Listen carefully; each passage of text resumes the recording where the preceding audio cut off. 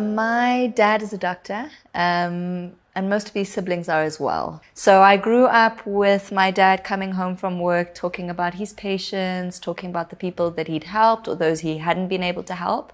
I think a seed was planted that I was going to be a doctor, just to help people and form those connections. And that kind of just followed me all the way through.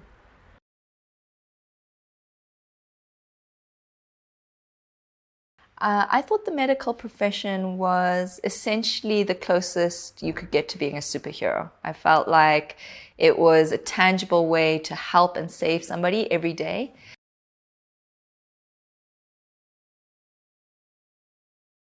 So I think I started to realize that the medical profession wasn't really what I had anticipated within about my first week. I started off my internship doing internal medicine, which is known to be quite a difficult block or rotation to go into. And during my first week, I was on call. I think I was the second of my group to be on call.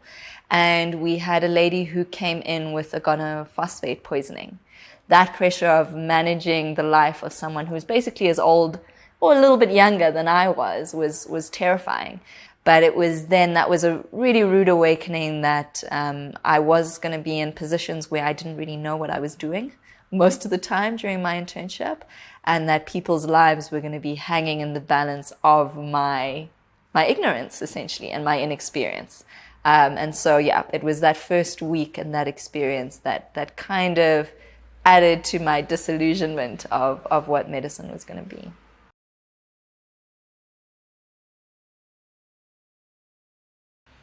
Yeah, some of the other things that I started to notice in terms of stress and things in the medical industry was that a lot of my seniors, or the people that I was following, so they were generally sleep deprived, depressed. A lot of my seniors spoke about issues that they were having at home, whether it was going through divorces or having been divorced, having issues with their kids, a lot of people missing out on special occasions to spend time with their families. And just a general feeling of apathy amongst especially the senior doctors in my hospital of not really having that, that spark every day when they came into work. It generally felt like they were just on autopilot. And especially when it came to difficult cases or patients that were going to be difficult to help, just this general feeling of, oh, we'll see what we can do. And if the patient dies, then they die and we'll deal with it.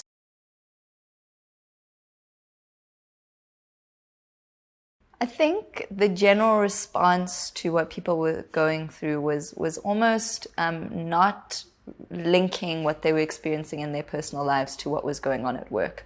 So people would talk about the fact that they were going through divorces and the fact that they weren't spending time with their children, but would never really correlate that to the fact that that was because of their jobs and how things were going.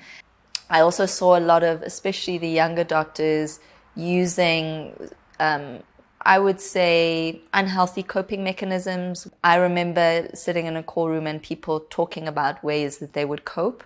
And it was almost seen as like a sharing, a bonding session of like, oh yes, I drink this many Red Bulls. I have a coffee and a Red Bull.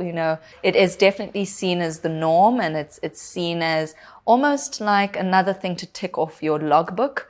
When it comes to being an intern, one of the things to tick off is like handle all the stress and whatever means necessary, and knowing that if you spoke about you struggling to your senior, that they would kind of just tell you that this is what internship is.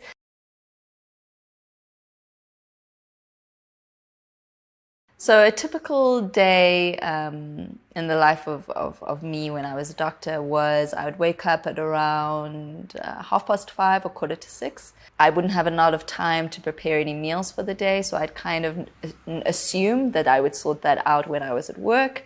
Heading into a long drive, I commuted. My hospital was a little bit out of the city. And then I'd arrive at the hospital generally just in time for our ward round, which would begin any time like between 7 and 7:30 to about 3:30 in the afternoon. And then after you've done the ward round, you have to do all of the ward work. So if you were very quick and you had delegated tasks quickly, that would take about 3.5 hours. So if it was a call evening, straight after finishing the ward work, so your call begins, usually when you're on a back foot and you still have work to do in the wards. I remember seeing about 25 patients on a call, and we were on call with one senior who would often either be at home where you'd call them for advice. And with 25 patients who are all in critical condition, there's no real time to rest or to eat or to stop. I would work throughout the night, maybe rest for an hour, sometimes between 1 and 2. Everybody comes in to start the ward round in the morning at about 7:30. You're still awake, tired, haven't eaten no food. As post-call, you have to go through the ward round to present the new patients that have come into the consultant and the new team. And so after having done that, you'd probably leave any time between 1 or 2 the following day. Drive your long commute home of about 30 to 40 minutes, sleep for that afternoon, and then get ready to start at 5:30 the next day.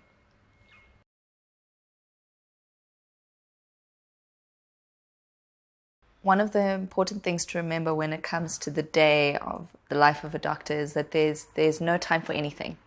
There's not enough time to finish your work. There's not enough time to eat. There's not enough time to sleep. There's not enough time to learn. And that's essentially what we're there to do. We're here to work in hospitals so that we can become doctors, because essentially out of medical school, you still need that experience. But what ends up happening is you'll find that as you go through your day, things are coming at you, whether it's you losing a patient, whether it's you disagreeing with another doctor about how a patient should be treated, whether it's you disagreeing with another health professional about how they've treated another patient. And these things are happening, but there's not enough time for you to speak to that doctor if you disagree with what they've said, for you to ask them why they've done that, for you to reflect on why you disagree with it or what you would have done, for you to understand how watching somebody die prematurely is affecting you. There's no time to go through that.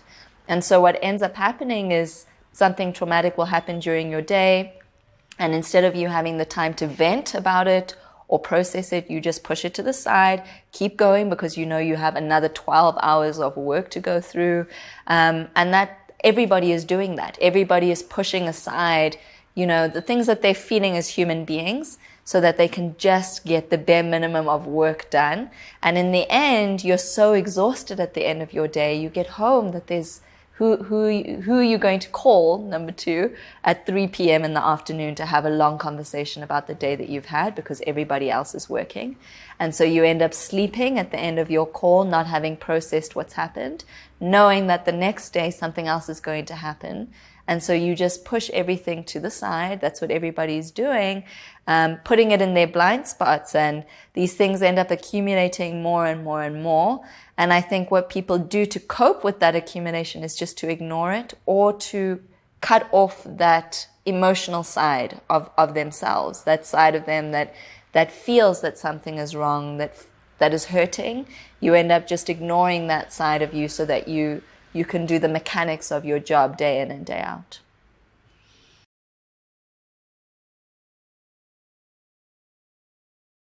This started to impact me quite significantly. I started to feel almost like an imposter in my own life. So while I was saving lives, which I thought I was going to be doing, and I was, I didn't have any good stories to share when it came to how my days were going.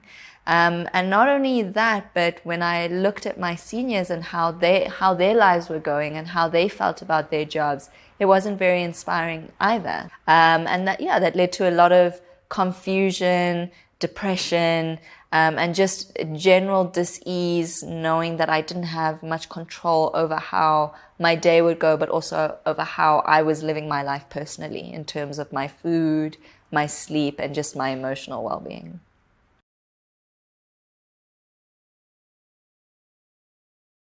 My emotional well-being was almost non-existent. I was having scenarios where I would connect really deeply with patients and then come in the next day and they wouldn't be there because they had passed away, and I wouldn't have anybody to speak to about that. I had situations where patients would die and I would feel like our team was at fault, but I would have no one to speak to about that because there's not enough time. You just move on to the next patient and try to save the next patient, because if you're worried about yesterday's mistakes, then you're not able to focus on what you have to do today. So I was a wreck. I was tired. I wasn't eating well.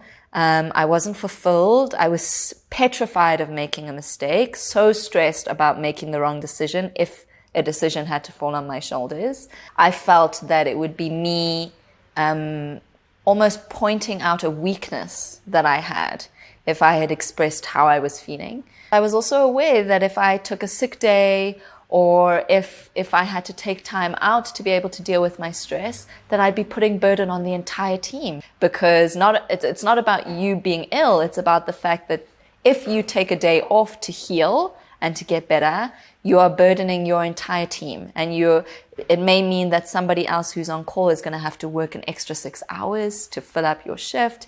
So it's a weird mix-up of not knowing what to do with yourself, knowing that you need to take care of yourself, but feeling like you taking care of yourself is almost being selfish and taking away from other people and their well-being.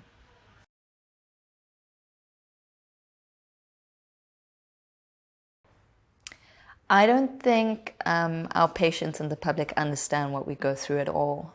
There's a strange dissociation that people have. It's not that they don't believe you, but it's almost impossible to believe that things could be that bad, because they've been in a situation where they've been in a hospital and they've expected their doctor to help them to the best of their ability. And so I think for a lot of people, it's really scary to consider that, when you break your leg or when you're in an accident, the person who's there to save your life is probably somebody whose tank is running on empty. And so instead of listening to doctors and maybe trying to understand where they're coming from, I think people's innate coping mechanism with that fact is to just not think about it and to assume that the doctor that they see is completely fine and is healthy and is rested, because that allows you to be put at ease so that you can deal with whatever you're going through being a patient.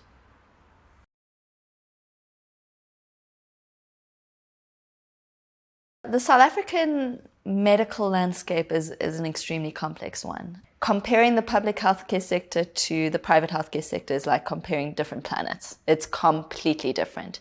So you have the large majority of the country who can't afford private healthcare going to these hospitals that are understaffed and under-resourced. And so these are the types of issues that you're dealing with. It's not just that there aren't enough doctors. It's not just that there are so many patients. It's that even when you know what's wrong with somebody, there's never enough of anything for you to be able to treat them. And I found that extremely frustrating, because you know exactly what you need to do. You know exactly what this patient needs, but all you can really offer them is an apology for the fact that our country doesn't have what it needs to be able to heal them.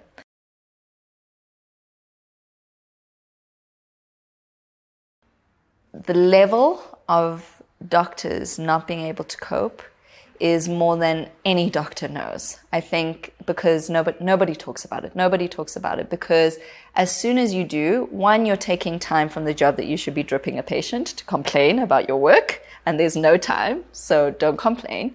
And two, what are you going to do about it? You've still got a call roster that you need to work on. You still need to be on call. You still need to be at work.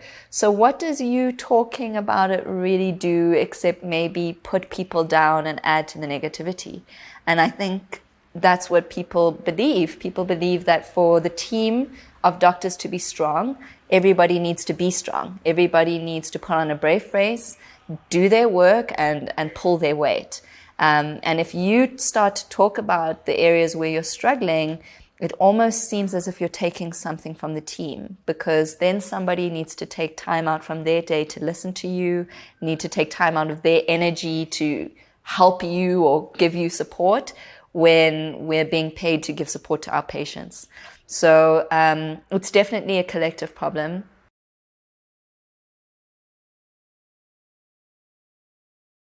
I think if I had known what challenges I was going to face before I faced them, I would have been able to deal with them so much better.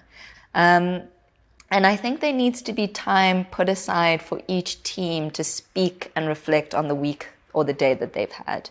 I think that's used in corporate practice often, and you'll find that the strongest groups really take time for reflection to learn what they've done well and what they haven't done well, and to check in on how every and each person's feeling. And I think even if it's just a ward round ending off with 15 minutes of people talking about, how was your call? Not just how many patients did you have and things, but how was it for you emotionally? Like, what did you see? Did someone die? How did that make you feel? So I think it's about having conversations, but also about creating the space to have those conversations, because it's easy to say doctors need to speak about these issues, but when? With what time? So time needs to be put aside for things like this to be discussed so that people can cope. And I think that that's probably the first place to start.